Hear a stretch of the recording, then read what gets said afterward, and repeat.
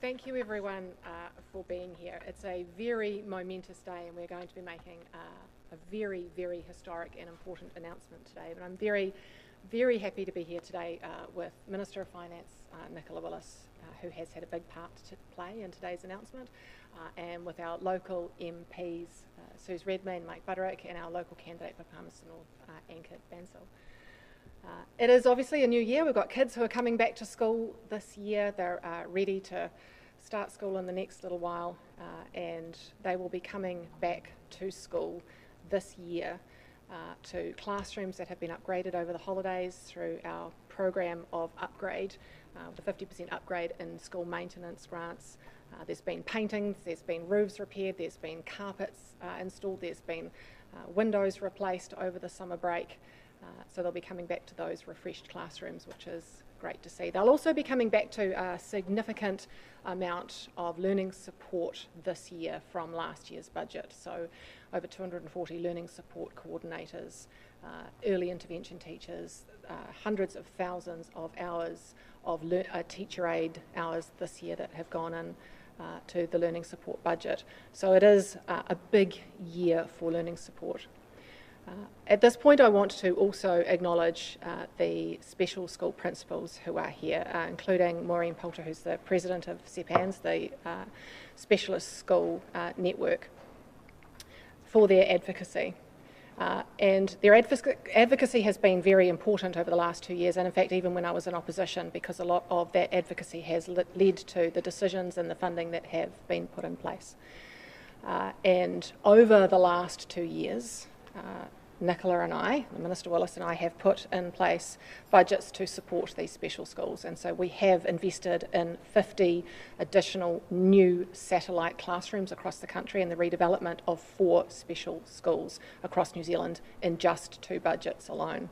So I want to thank you for your hard work, your advocacy, your tireless advocacy, and not only that in terms of property, but we've also, as you know, put in place the advanced curriculum because we want all children, including our children with high health needs, to experience progress and success in the curriculum no matter where they are, and so having that expanded curriculum is really important.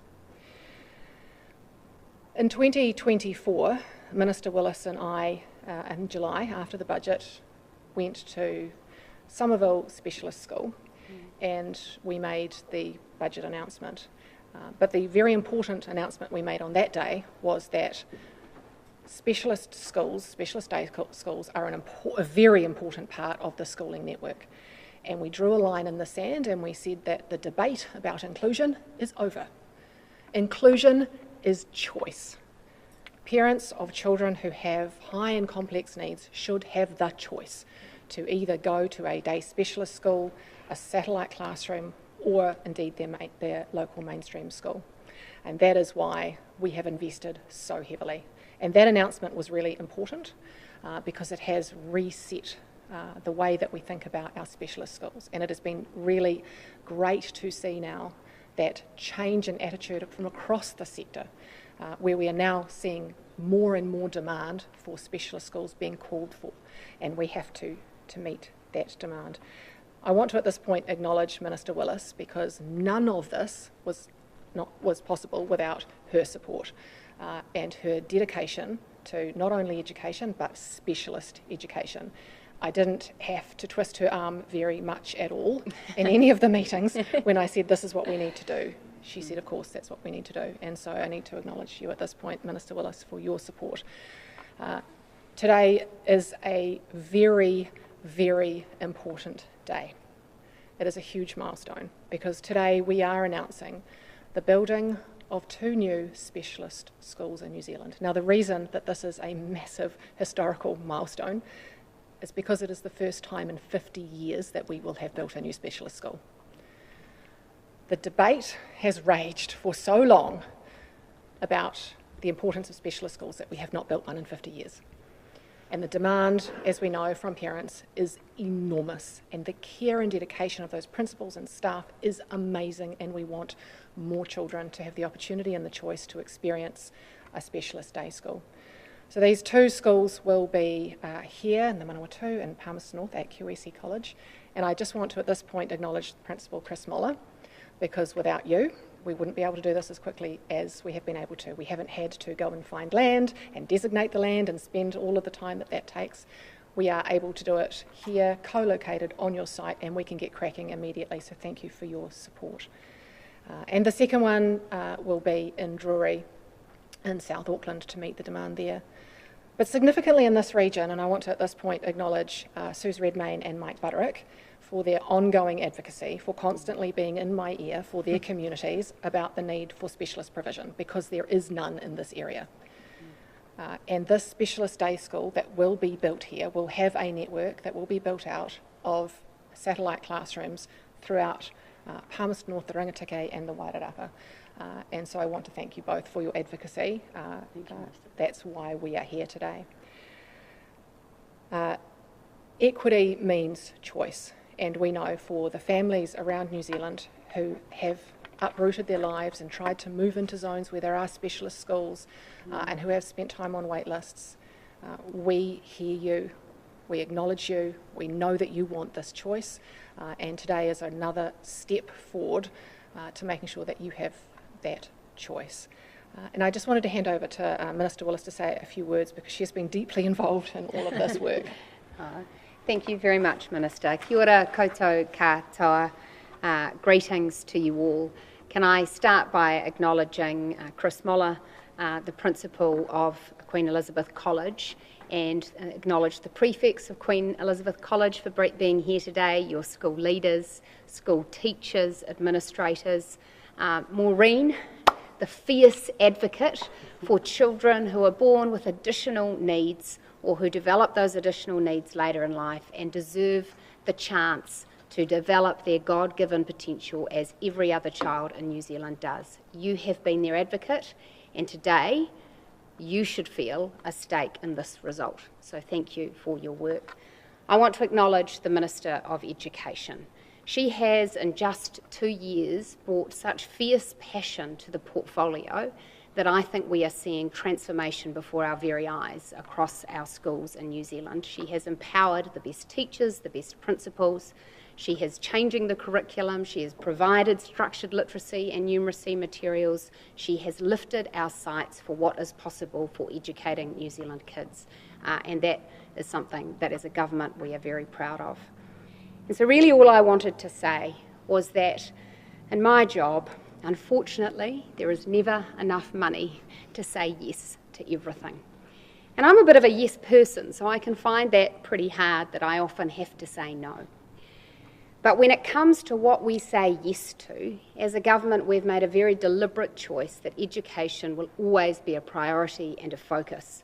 Because we know that when we ensure that young people, like the talented young people here with us today, have the opportunity to be educated well, we're ensuring that they can be great future citizens, that they can contribute, that they can have great jobs, and that this not only this country, but our economy as well will be more successful. And that starts right at the beginning. And then when we prioritise where resources go in education, we're focused on lifting achievement. And when we focus on lifting achievement, we don't just mean lifting the achievement of the stars or the kids that could do the rocket science jobs. We mean lifting the achievement of every child to the potential that they have. And we recognise that for too long in New Zealand schools, children who have additional needs, who have high and complex needs, whether they're neurodivergent, whether they have health needs, physical needs, behavioural needs, have not been able to access the degree of support they need to develop their potential. And so we have invested over successive budgets in ensuring that we better resource our schools to meet their needs, because we know so much is possible for them. And so it is a real honour to stand alongside you today, Minister, to announce the building of the first specialist school established in New Zealand since 1977. And I think congratulations to Palmerston North for being the place that has that school. This will be of huge meaning to many families in this community, some of whom may have been travelling to Wanganui, some of whom may be homeschooling their children, not really out of choice, but because they feel that there isn't a better option. some of whom may be concerned that their children aren't currently in the right environment. We're giving them a wonderful choice, and we are so looking forward to that. So let me acknowledge once again everyone who's come together to make this possible, and say that we are very proud as a government that as we look to the future in New Zealand, it will be a country where children with additional needs can go to a specialist school, and that starts right here in Palmerston North. So thank you very much, Chris. Kia ora.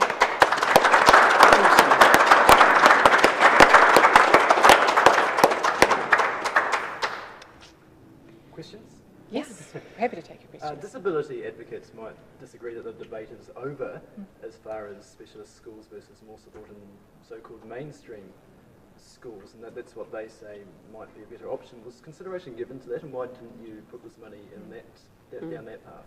Look, we've been working very closely with people like IHC. In fact, last year we signed a settlement with them, and that was because for a very long period of time they felt that children with additional learning needs were not getting the support they needed in mainstream schools.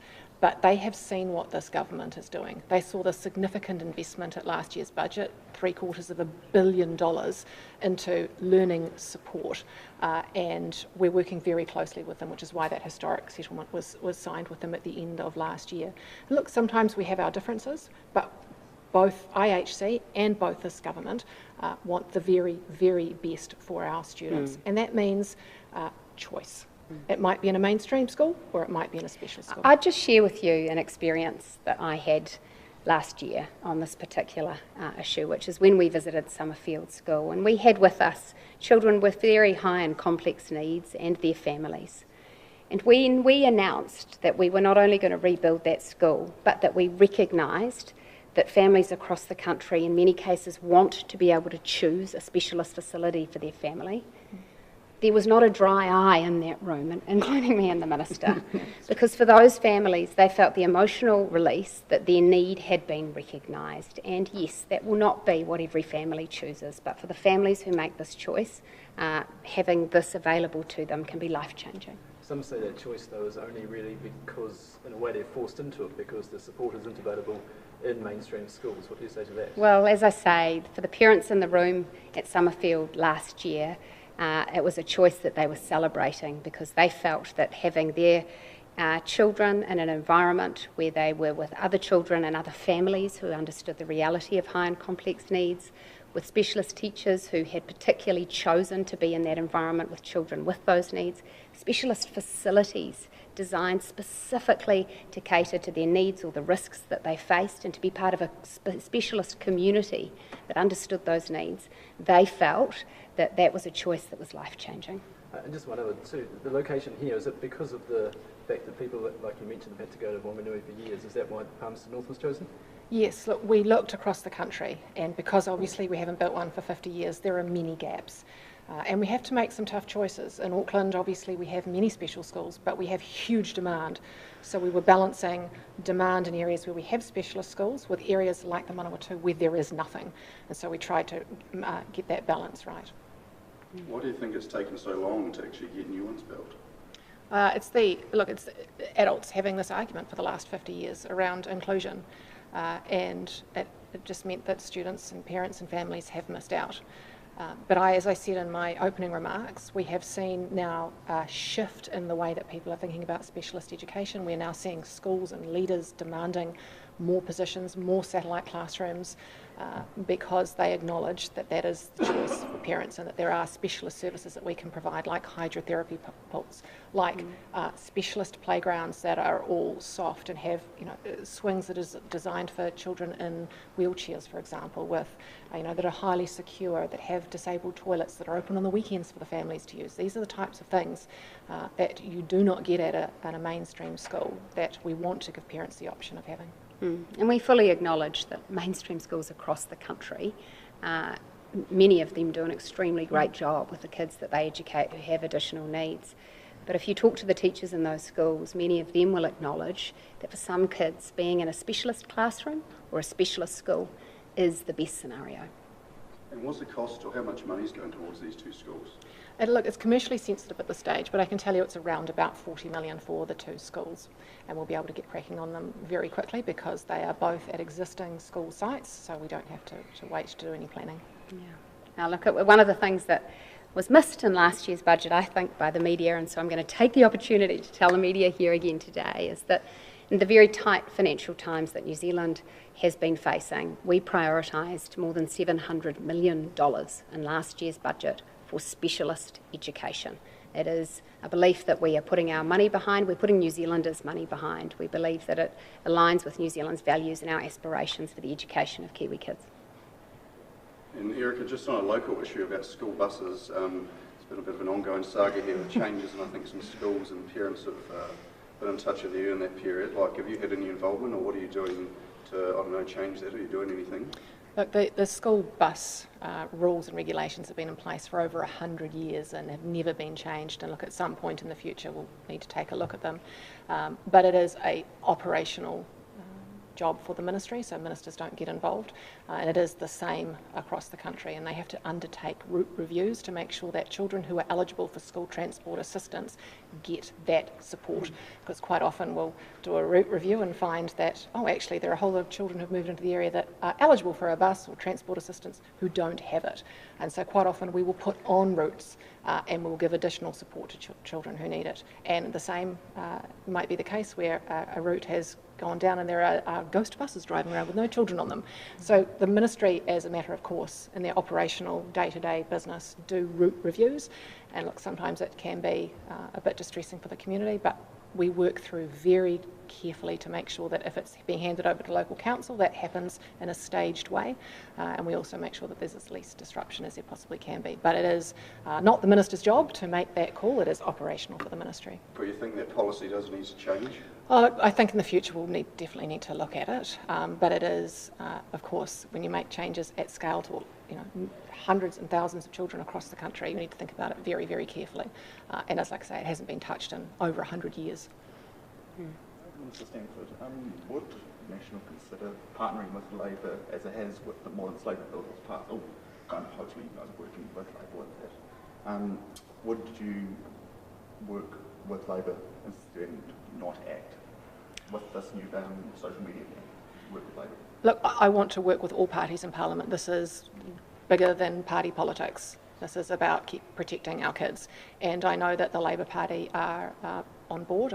There's been a work that's gone through the Select Committee, and they are, as I understand, very supportive of a move in this direction, and I will be reaching out to them very soon to brief them and have my officials brief them, because I want them involved in the design of this, because it has to be cross-party, genuinely cross-party, to make sure that we get this right. So you have heard from Labor, and they are... I've had a couple of hallway conversations with Mr. Phil Twyford, and he's put me onto the right people, so I'm going to be reaching out to them. In fact, I just spoke to my officials yesterday in our meeting and said we need to reach out to members of the Labor Party and start that work now. So that'll be happening in the next short while.